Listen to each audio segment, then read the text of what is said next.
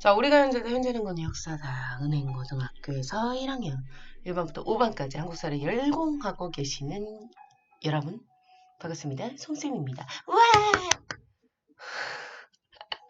자, 오늘은요, 우리가 현재는 건 역사다.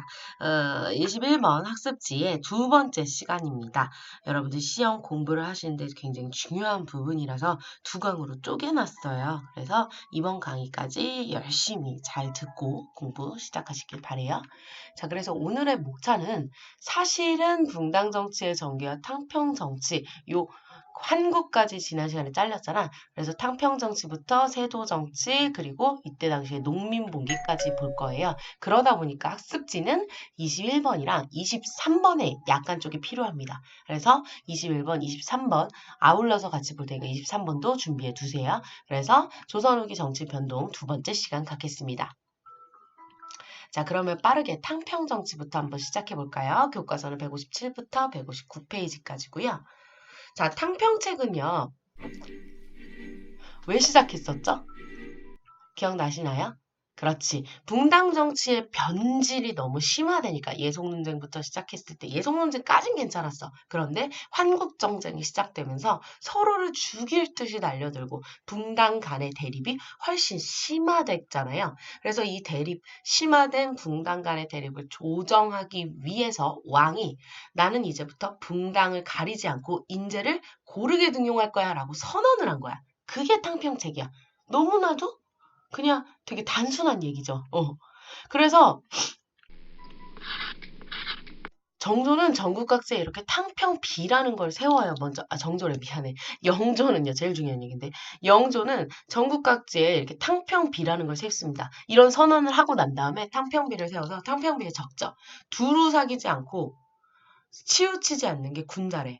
치우쳐서 두루 사귀지 못하면 소인이래. 다시 말해 군자는 좋은 거고요. 소인은 나쁜 거야. 다시 말해서 니네가 붕당 갔다가 친구들끼리 뭐 편가르고 제대로 서로 다 같이 친하지 못하면 니네는 진짜 찌질이야 이 찐따들아. 막 이런 얘기를 쓴 거예요. 얼마나 기분 나쁘겠어 붕당붕당 하던 애들이. 그런 걸 의도하고 전국 각지에 이걸 다 세워놓죠. 탕평비, 영조가 한 겁니다. 대단하죠? 자, 그래서 전국적으로 탕평 정책을 적극적으로 실시했던 왕은 이렇게 두 왕입니다. 영조와 그의 손자 정조이죠. 이 둘이 그렇게 할 수밖에 없었던 이유가 있어. 영조는 사실 왕이 될 수가 없는 사람이었잖아요. 왕이 될 수가 없는 최숙빈의 아들 연인군이었단 말이야. 뭐야, 연인군. 쓰기 너무 힘들어요, 이거. 아씨. 아무튼. 그래서 영조가 연인군이란 말이야. 얘는 원래 천한 무수리의 자식이라서 원래 왕을 하면 안 되는 애다? 근데 노론이었기 때문에 노론이 있어서 얘가 왕을 할 수 있었던 거야. 노론이 있어서. 그러니까 노론 눈치가 겁나 보였겠지. 당연히 노론 눈치가 보니까 이 사람은 진짜 똑똑한 사람이거든. 나는 개혁을 하고 싶거든. 그래서 야망을 갖고 왕이 된 거란 말이야. 그런데 노론이 뭐 걸핏하면 야 조용히 해 막 이러고 노론이 막 독재 시작하고 이러니까 와, 도저히 안 되겠구나. 얘네들이 나를 왕을 개무시를 해? 해가지고 사실은 탕평 정책을 실시하는 건데, 문제는 노론이 너무 셌죠. 노론이 너무 셌기 때문에 이 영조가 탕평책을 드러내놓고 하려고 하면 자꾸 반발이 너무 큰 거야. 리스크가 너무 큰 거지. 그래서 사실은 어쩔 수 없이 자기 아들이었던 사도를 붕당 간의 정쟁에 휘말려서 사실은 잃게 된 것도 있어요. 그래서 영조는 되게 불쌍할 수도 있는 사람이야. 자기 아들을 직접 뒤주에 가둬 죽이게 한 사람이지만 어떻게 보면은 노론 보란 듯이 일부러 좀 한 게 있었던 것 같아요. 원래 영조는 정치를 할 때 뒤쪽으로 빠져서 사도세자한테 그 당시에 대리청정이라고 해서 사도세자한테 정치를 좀 맡겨놓고 자기는 뒤에서 좀 탕평정국 운영할 생각이 있었던 것 같아. 그런데 사도세자가 그 당시에 아빠가 시켰으니까 사실은 분당을 가리지 않고 진짜 사람을 등용하려고 했었단 말이야. 근데 특히나 그러는 과정에서 영조의 즉위를 반대했던 소론이라든지 아니면은 좀 쪼개져 이제 저 멀리 나가 있는 남인이라든지 이런 애들 특히 소론이랑 진짜 친하게 지냈어요 사도가. 그러면서 이걸 갖다가 노론이 어라 이거 봐라. 그래서 막 영조 찾아가서 사도가 소론이랑 노는데 이거 가만히 두실 거면은 우리도 가만히 못 있지. 막 이러면서 막 계속 반정을 시사하는 거지. 영조 입장에서 스트레스가 진짜 많았을 거예요. 더더군다나 슬슬 얘가 치매가 오고 있던 시기였거든. 영조 되게 오래 살았어요. 80살 넘게 살았는데 치매가 오고 있던 시기였고 기본적으로 정신병력이 있는 사람이고 저에 대해 너무 많은 것을 알려고 하시는군요. 헐시고 야 미안해. 얘들아 갑자기 시기라 그랬더니 시리를 소환했어. 이런 미안해. 미안해요. 그래서 어쨌든 영조가 이제 자꾸 듣다 보니까 노론 애들이 하는 말을 듣다 보니까 어라? 사도가 소론이랑 가까운 게 조금 미묘한 거야. 내가 시켰지만 어라? 쟤 왜 소론이랑 놀지? 나의 즉위를 반대했던 애들인데 어라? 나를 쫓아내고 지가 왕이 되겠다는 건가? 라는 생각을 하게 된 거죠. 근데 그 와중에 이제 사도도 계속 영조가 갈구고 노론이 갈구고 이러니까 스트레스로 약간 우울증해가 와요. 진짜 그 당시 그러니까 일이 일어나기 위한 모든 상황들이 갖춰져 있었던 거지 뭐 사실은. 영조도 치맥기 오고 있고 또 사도도 그 당시에 우울증이 와서 제어를 하지 못하고 그래서 결국에는 사도세자를 뒤주에 가두어서 죽이죠. 아사시키죠. 이게 바로 영화 사도에서 굉장히 잘 나온 내용이니까 꼭 한번 보셨으면 좋겠어요. 알고 보면 되게 막 안타깝고 보여. 노론 때문에 이게 어떤 일이 일어나고 있는 건지. 그러니까 그걸 보고 자란 애가 정조인 거야. 그러니 얘는 얼마나 분당이 진짜 치 떨리겠니? 아빠가 죽었어. 할아버지가 미쳤어. 그렇지 않냐? 노론이고 서론이고 남인이고 다 필요 없고 나는 그냥 온갖 차별받는 사람들 다 데려다 써요. 그래서 얘는 그 당시에 첩의 아들이라 그래서 양반들은 꼭 첩을 뒀어. 첩. 첩이 뭔지 알아? 그러니까 후처인데 정식 부인은 아니야. 노비 같은 이제 사람들, 춘신들 이런 사람들이 대부분 첩이 됐는데 이런 첩에게서 난 자식 이런 것들을 서얼이라고 하거든. 아빠는 양반인데 엄마는 노비거나 아니면 어쨌든 첩의 자식이야. 첩의 자식. 사실은 성리학적인 나라였던 조선에선 16세기 이후부터 서얼은 이제 관직에 등용시키지 않으려고 해요. 그걸 경국대전에 명문화시키거든요. 그지 같은 나라죠. 그럼 첩을 두지 말든가요. 첩을 두는 게 지내면서 서얼은 또 정치에 참여하지 못한대. 그래서 니네 왜 홍길동전이라는 한글 소설 아시죠? 거기서 길동이가 서얼이에요. 엄마가 노비잖아요. 어. 그러면서 아비를 아비라 부르지 못하고 형을 형이라 부르지 못해서 막 울잖아. 이게 그지 같은 나라죠 정말. 지네가 만들어 놓고 지네가 그 법으로 만들어 놓고 지네끼리 막 서로 아파하고 와 웃기고 앉았네 진짜. 아무튼 제가 갑자기 그래서 서얼도 정조는 등용해서 써요. 그러니까 이 사람은 정말 깨어있는 깨시민이었던 거예요. 뭐라 그러지? 깨시민이 아닌데 왕인데. 어떻게 깨왕? 그렇죠? 정조도 어쨌든 그런 탕평책을 실시했던 왕이라는 거 기억해 두시면 되겠습니다. 자, 그러면 영조부터 좀 얘기를 해볼게요. 분당사리의 대립을 심화되고 왕권이 약화되려고 하자 국왕 중심으로 탕평 정치를 실시하려고 하죠. 영조는 그래서 국왕 중심의 탕평책을 실시하려던 사람이야.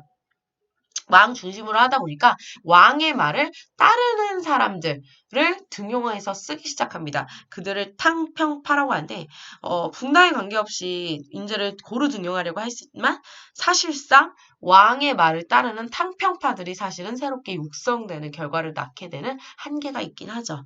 이런 걸 완론탕평이라고 하는데 그냥 그 정도만 기억해 두세요. 자, 어쨌든 탕평책을 실시했던 영조, 분당을 약화시키려고 했었던 영조의 마음을 이해해 보시면 이 사람이 했던 정책이 이해가 갈 거야. 네. 자, 그래서 우선은 분당을 약화시켜야 되니까 제일 처음 했던 게 뭐냐면 서원을 정리하는 거였어요. 서원이 뭐였어? 사림의 학교였잖아. 분당이 생기고 나서는 분당의 학교가 됐겠죠. 선생님이 서인이야? 그럼 얘도 서인 되는 거야. 선생님이 북인이야? 얘네들 다 북인 되는 거야. 얘가. 그래서 이 서원을 정리시켰고요. 또 하나. 제일 중요한 거는 우리 기억나시죠? 3사에서 일하는 애들을 임명하는 자리. 그게 뭐야? 2조 전랑이었잖아. 그런데 3사가 어떤 데였어? 그렇지. 사림한테는 되게 중요한 청료직이라고 해서 정말 정말 중요한 직장이란 말이야. 그 3사에서 일하는 애들을 임명하는 이조전랑은 너무너무너무나도 중요한 그 자리겠지. 더더군다나 이조전랑한테는 특권이 있어서 어떤 특권이었더라? 맞아. 다음 이조전랑을 추천할 수 있는 권리를 갖고 있었죠. 어마무시한 권한이죠. 그래서 이런 이조전랑을 누가 차지하느냐가 붕당 간에 굉장히 좀 큰 일이었다는 거죠. 영조가 이를 간파하고 이조전랑한테 자기 스스로 추천할 수 있는 권리도 없애버리고요. 권한을 축소시켜버려요. 그러면서 붕당들이 이걸 이용해서 싸움이 나지 않게끔 만들려고 하죠.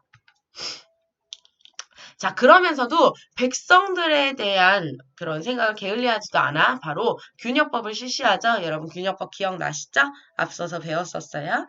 균역법을 실시해서 당시 군포의 부담을 줄여주고 대신 보충세로 선무군관포나 결작 같은 걸 걷었었지. 자, 그리고 그 전까지 경국대전이 만들어진 이후에 이렇다 할 법전이 만들어지질 못했었거든. 뭐 만들어졌지만 사실은 경국대전의 곁다리로 만들어져서 이게 서로 상충되고 사회가 이렇게 바뀐 거를 전혀 반영하지 못했단 말이야. 그래서 새로운 대전, 정확하게 말하면 속편, 이라 그래서 경국대전의 속편을 만든다고 생각을 한 거야. 그래서 속대전을 편찬합니다. 법전입니다. 법전. 자, 그렇게 해서 영조는 왕권 강화에 어느 정도 성공하게 돼요. 붕당 간의 극단적인 대립은 소멸했죠. 그렇지만 아까 말씀드렸듯이 노론 중에서도 영조를 지지하던 탕평파를 중심으로 국정을 운영하다 보니까 새로운 외척 세력이라든지 새로운 탕평파라는 사실은 하나의 또 다른 붕당이 만들어지는 결과적으로는 반쪽짜리밖에 안 되는 탕평 정책을 실시하게 된 거죠.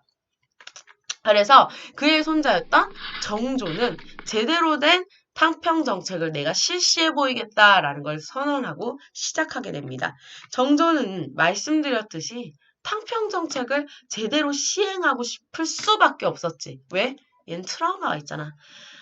들주 안에서 갇혀서 죽어가는 아비를 바라볼 수밖에 없었던 어린 정조죠. 영화 사도의 한 장면이거든요. 너무 가슴 아프지 않습니까? 무슨 생각을 했을까요? 이 아이는. 자라면서 정말 많은 생각을 했을 거예요. 난 어떻게 해야 되지? 내가 왕 되면 어떻게 할까? 진짜 죽여버리고 싶지 않았을까? 근데 정조는 달랐죠. 왕위에 오르고 나서요. 그저 복수할 것을 꿈꾸는 게 아니라 탕평책을 실시해서 그들을 정책에서 정치적으로 잘 완화시키고 대립을 완화시키고 또 붕당에 관계없이 인재를 고르게 등용하는 모습을 보여줍니다. 자, 그래서 그리하기 위해서 먼저 개혁 세력을 성장시키기 위한 규장각이라는 걸 설치하죠. 규장각은 사실 집현전이랑 비슷한 거라고 보시면 돼요. 개혁 세력을 성장시키기 위해서 만든 곳인데 여기에서 계속해서 공부시키고 자문으로 만들어서 공부시키고 교육시키고 하는 거야. 특히 실제로 초계문신제라 그래서요. 문신은 문신인데 이 규장각에서 일하는 애들 중에서 37살 이하의 젊은 애들한테 계속해서 시험 보고 재교육시키고 하는 거야. 이런 식으로. 그것도 심지어 왕이 직접. 정조가 진짜 어마무시 똑똑했거든. 그리고 이 규장각에서 특히 초계문신제로 지정됐던 애들 중에선 서울 같은 애들도 있었어요. 그러니까 규장각에 사실 검서관이라 그래서 원래는 없는 직책인데 서울을 등용하기 위해서 이들에게 관직을 주기 위해서 만든 직책 같은 것도 이제 새롭게 만들거든. 그러니까 정조는 정말 깨어있던 사람이에요. 무지무지 똑똑했고요. 그리고 이뿐만이 아니라 장요경이라는 거를 설치해가지고 이게 부대야 군대지. 그러니까 왕권을 강화하려면 당연히 필요하잖아요. 자신을 지킬 군대도 양성하면서 이 장요경을 항상 대동하고 어디든 다녔죠. 자, 역시 할아버지처럼 대전, 법전도 만듭니다. 할아버지가 만든 건 속대전이었다면 이번에는 경국 대전부터 시작해서 속대전까지 모든 대전을 통째로 편집한다라고 보시면 돼요. 그래서 이런 책을 대전통편이라고 하죠. 그래서 이 대전통편을 만드는 등 이렇게 법전도 만들었다고. 또 제일 유명한 사실은 정조의 하이라이트 업적이죠. 자, 뭘 만들었어? 수원화성입니다. 사실 수원화성을 만든 이유는 뭐냐면 아빠의 무덤, 사도세자의 무덤을 성대하게 새롭게 다시 꾸미기 위해서였어. 그래서 그 수원 쪽에 니네 가보시면 윤건릉이라 그래서 사도세자와 어머니의 사도세자와 그 정조의 엄마의 무덤이 이렇게 모여 있거든. 그래서 아빠 무덤을 무지하게 성대하게 만들고 그 주변에 이렇게 성을 새롭게 쌓은 거야. 사실은 천도할 목적도 있었던 것 같아요. 왜냐면 그만큼 엄청 자주 찾아갔거든. 그리고 이렇게 수원화성을 만들 때도 정약용을 시켜서 이렇게 돌을 해죠. 버중기라는 걸 만들어서 정말 쉽게 빠르게 쌓았고 그것도 되게 튼튼하게 쌓았어. 정약용이 만든 거예요, 이거. 돌을 해죠. 지금 생각하면 되게 이 지렛대의 원리를 통해서 만든 거중기가 되게 당연해 보이지만 그 시대에선 진짜 대단한 시도죠. 거중기를 이용해서 엄청 오래 걸릴 축성 작업을 되게 빠르게 끝내게 됩니다. 그리고 정조는 이곳에 배다리 같은 걸 만들어서 엄청 성대하고 엄청 자주 사실은 이 수원화성을 찾아다녀요. 엄마랑도 모시고 가고요. 왕비랑도 가고요. 그래서 행차를 많이 했던 것 같아요. 그래서 왕들이 왕실에서 수원화성으로 행차하는 일이 많다 보니까 의궤라 그래서 의궤가 뭐냐면 왕실에서 행사 같은 거 있잖아. 그러면 행사 같은 거를 이렇게 다 이쁘게 그림으로 남겨놔. 그런 그림으로 남겨놓은 책이 있거든.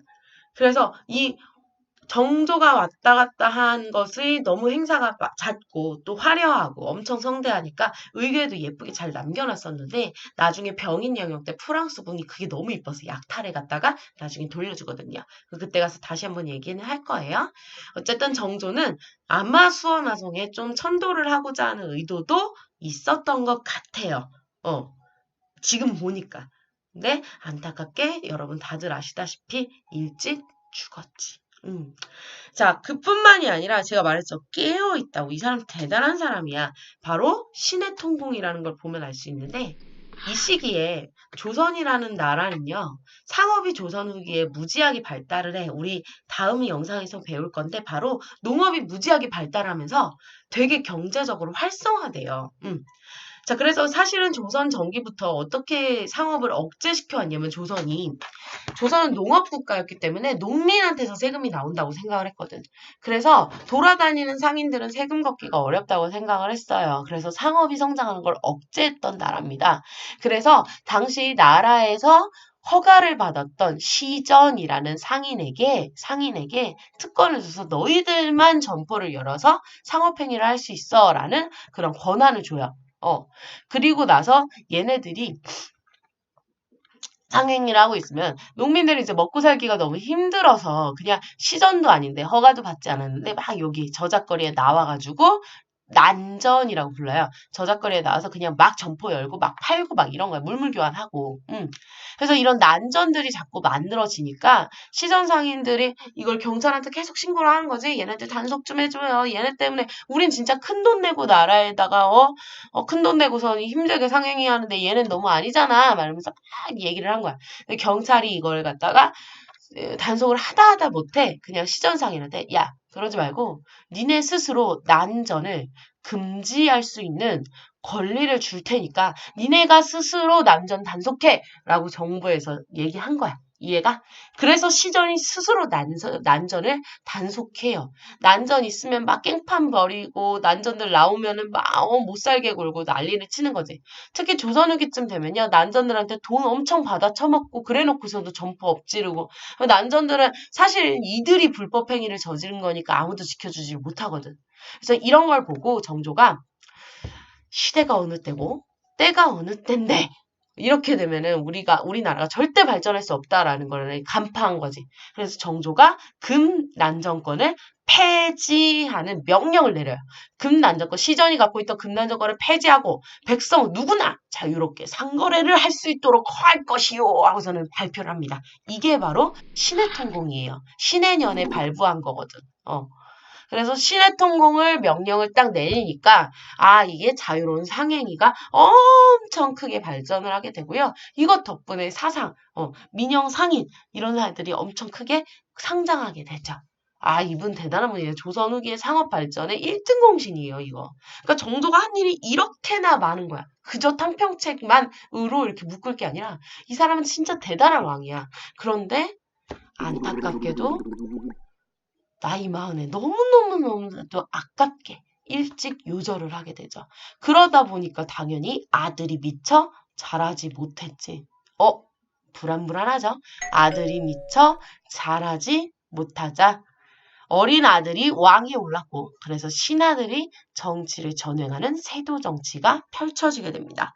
자, 다음으로 세도 정치의 전개와 사회의 혼란 들어가 보죠. 교과서 160부터 161페이지예요. 자, 세도 정치라 하면요. 말했듯이 정조가 너무 일찍 어린 나이에, 젊은 나이에 죽자 아들이었던 순조가 진짜 어린 나이에 즉위를 하게 됩니다. 그러면서 발생하게 된 정치 형태인데요. 굳이 정의를 내리자면 왕실과 혼인관계를 맺은 정말 몇몇 가문이 정치 권리를 독점하는 거예요. 그러니까 독재죠, 독재. 누가 봐도 굉장히 비정상적인 정치 형태고요. 왕은 허수아비 노릇밖에 할 수가 없습니다. 대표적으로 세도 정치를 시작하게 만들었던 사람은 바로 유명한 안동 김씨의 김조순이죠. 정조가 이 조순이한테 맡겼단 말이야. 우리 순조 잘 부탁한다고. 김조순 초계문신이거든요. 진짜 예뻐했던 애예요. 정조가. 그런데 김조순이 뒤통수를 제대로 까죠. 안동 김씨 세도 정치의 기반을 마련한 인물이고요. 요 안동 김씨와 풍양조 씨가 당시 모든 요직, 그러니까 중요한 관직이랑 관직은 얘네가 다 차지하고요. 아니, 얘네들이 허가한 애들이 아니면 얘네들한테 뇌물 바친 애들이 아니면 아예 관리를 할 수 없는 그런 지경까지 이르러요. 무려 이 시기가 1800년부터 63년까지 60년 동안 이어집니다. 엄청나죠?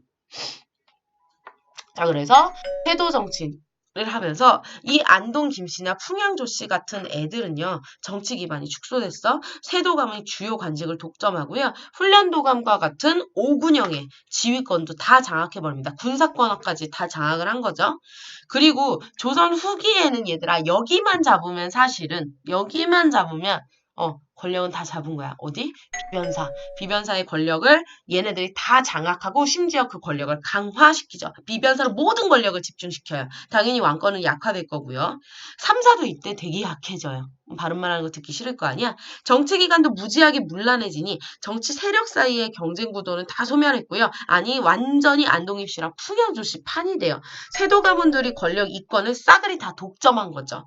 그러다 보니까 말씀드렸듯이 과거제 필요 없어. 그냥 이 세도 가문한테 그러니까 뇌물 바쳤던 애들만 관직을 할 수 있다고. 이런 걸 갖다 관리가 되기 위한 관직을 매매한 거야. 사고 팔았다 그래서 매관매직이라고 해요.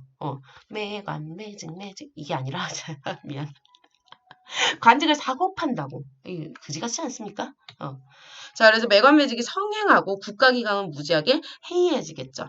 그러다 보니 세금 제도도 굉장히 문란하게 운영이 되는데 그걸 삼정의 문란이라 그래.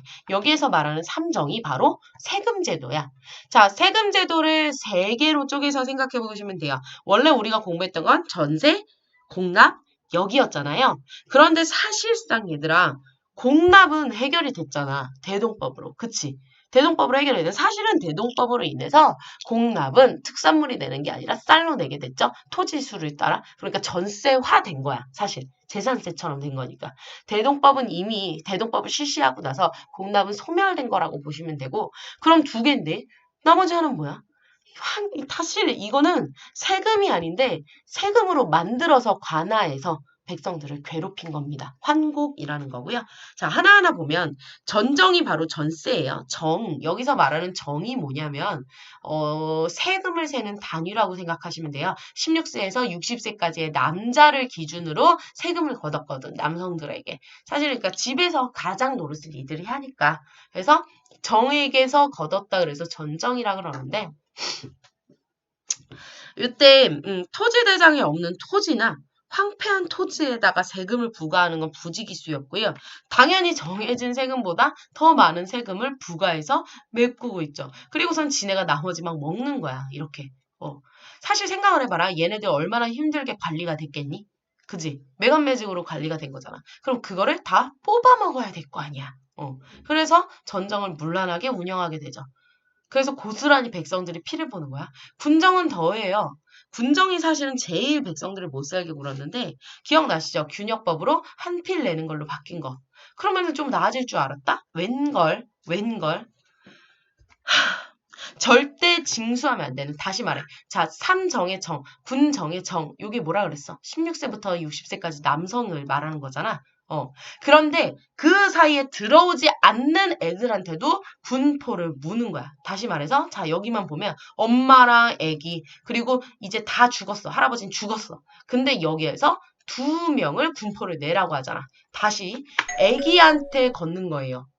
완전 애기. 애기를 갖다 그때 애기들은 그 영양분이 결핍되어 있다 보니까 입이 좀 누랬대요. 빨갛지 못하고. 영양소가 별로 없어서. 그래서 입이 누런 애기들이라 그래서 그들을 황구라고 불렀는데 애기를 정에 첨가해서 군포를 거둔 거야. 황구, 첨정이라고 하고 이건 더하지. 백골. 그냥 말하지 않아도 아시겠죠? 시체한테 포를 징수한 거야. 너무하지. 그래서 이런 황구첨정이나 백골칭포 같이 이런 문란상이 계속해서 발생을 하는 거죠. 백성들이 불쌍하죠. 자, 그 다음 황공입니다. 황공은 뭐냐면 원래는 그거 생각하시면 돼. 진대법. 똑같아. 봄에 춘궁기에 곡식을 빌려줘요. 그러면은 백성들이 그걸 갖다가 힘겹게 살아나고 그 가을에 그거를 수확을 하고 나면은 수확한 걸로 갖다가 나라에 갚는 거지. 그러니까 사실은 이건 진율제도야. 백성들을 구해주기 위한 제도였는데 이걸 마치 세금처럼 팔아먹었다니까. 이 환곡의 폐단이 제일 극심했어요. 왜? 이건 세금이 아니니까 정식으로 집계가 안 돼. 그러니까 관청에서 그냥 먹는 대로 다 착복할 수 있는 거야. 그러다 보니 필요하지도 않은 사람한테 억지로 빌려주는 건 허다하고요. 그리고 황곡을 고리대처럼 운영을 하는 거야. 그러니까 이자를 무지하게 쳐받은 거지. 엄청나게 막 50%, 60%, 70%, 80%. 그래서 이런 식으로 삼정을 문란하게 운영을 하다 보니까 백성들이 너무나도 먹고 살기가 힘들었겠죠. 그래서 정부가 이걸 극복하기 위해서 암행어사를 파견하는 등 노력은 했지만 근본적인 해결책이 없어. 왜? 생각을 해봐. 이것이 발생하게 된 원인은 세도 정치야. 매간매직이 성행하면서 만들어진 거잖아, 사실. 그런데 세도 정치는 내려놓지 않고 암행어사만 파견해봤자 뭐 이거 되겠냐고. 그래서 절대 해결이 되지 않죠. 자, 요 시점에서요, 농민봉기를 좀 볼게요. 여러분, 학습지 23번 보시면 됩니다. 23번에 이쪽 보시면 농민분기에 전국적 발발 써있거든? 요것만 간단하게 볼게요. 왜냐면 사실은 세도 정치를 공부하고 나서 여기를 연결해서 보는 게 훨씬 좋거든. 잠깐 멈춰놓고 23번에 이쪽 피시면 돼요. 자, 이때 당시에 당연히 이런 상황이니까 이런 세도 정치 때문에 삼정이 굉장히 문란하게 운영이 되고 배경, 탐관오리 맨날 수탈하고 그 상황에서 농민들은 사회의식이 성장하게 되거든. 잘 살게 되면서. 잘 산다기보다는 사실은 경제가 발전하면서 농민들의 사회의식은 성장을 해요. 그리고 이때 당시 양반들이 몰락한 사람들이 나타나는데 이 몰락한 양반들과 당연하겠죠. 말했잖아. 당시의 정치에 참여할 수 있는 건 안동립 씨랑 풍양조 씨 혹은 안동립 씨, 풍양조 씨의 뇌물 바친 애들이 있잖아. 열심히 공부만 한 양반들은 완전 관직에서 소외가 되게 된 거야.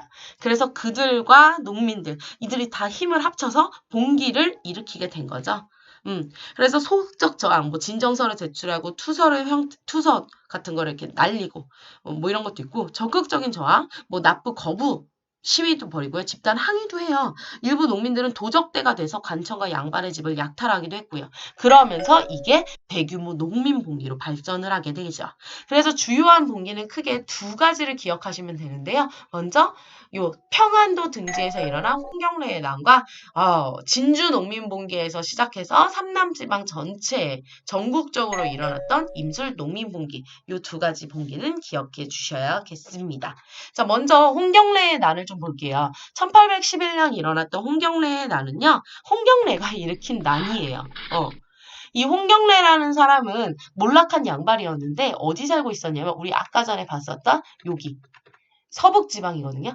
이 서북지방의 평안도입니다, 여기가. 그래서 평안도에 살고 있던 사람이야. 근데 예로부터 평안도 사람들을 엄청 조선에서 지역차별을 했어요. 왜냐면 옛날에 여기가 여진 살던 데라 그래서 되게 많이 무시했었고요. 그리고 사실상 이 국경지대다 보니까 실제로 전쟁이 많이 일어나기도 했고요.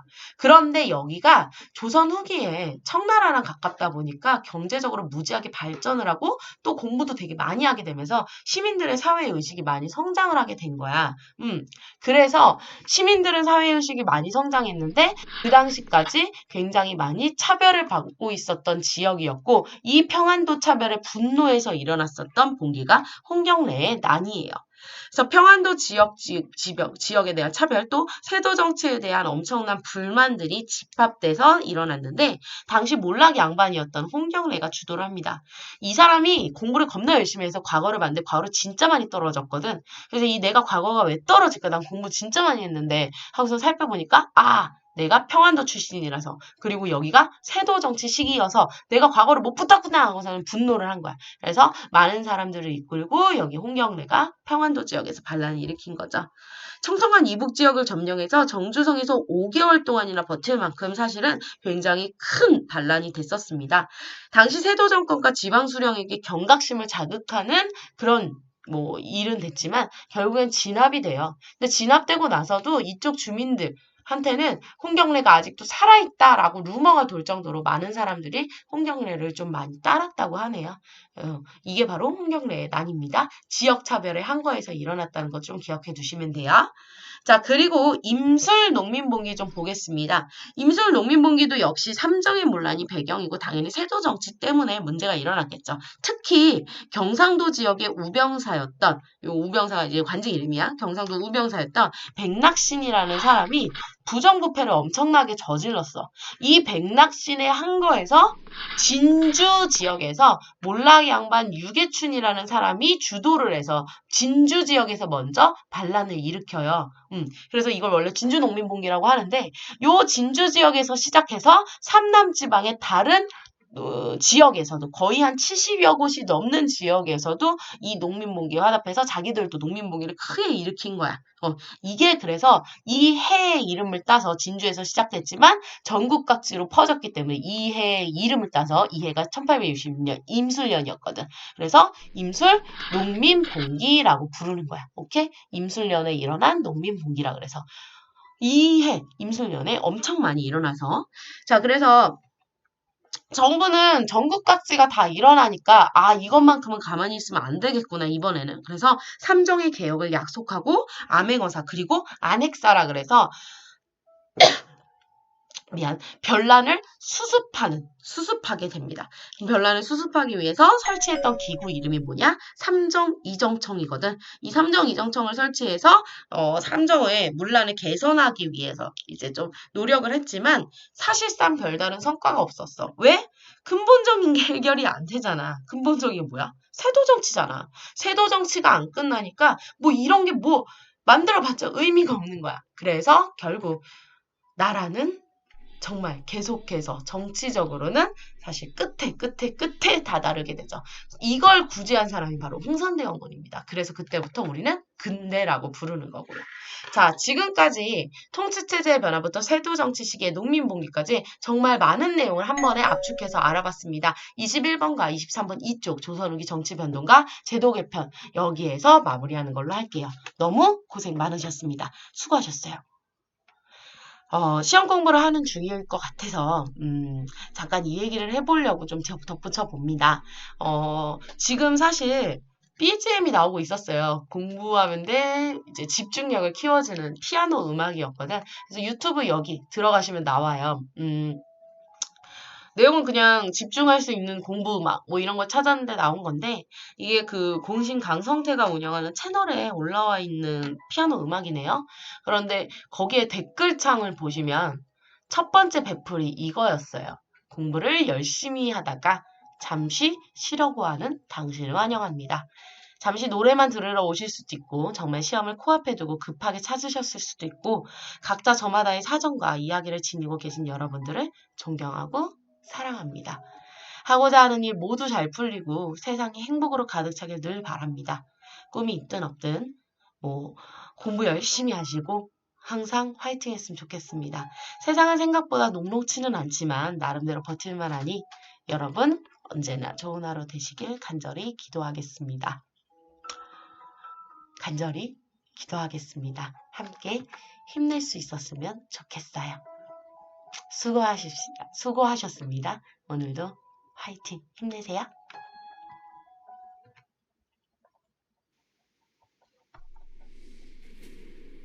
속셈 한국사